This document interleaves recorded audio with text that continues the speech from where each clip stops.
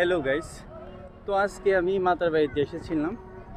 তো মাতার বাড়িতে আসার পর আমি পুজো দিতে গিয়েছিলাম।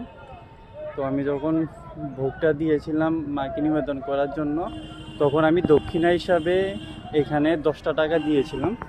তারপরে আবার কি হয়েছে, মন্দিরের বাইরে থাকা একজন বলছে যে বকশিস দেওয়ার জন্য। আমি বলছি কি বকশিস? ওই আমি তো দক্ষিণে তো দিয়েছি।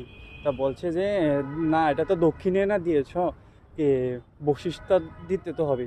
আমি বলি, কি বকশিস আবার কি? এখানে তো কোনো নিয়ম নেই যে বকশিস দিতে লাগবে আবার। ও না, বলছে যে বকশিসটা দিতে হয় বল।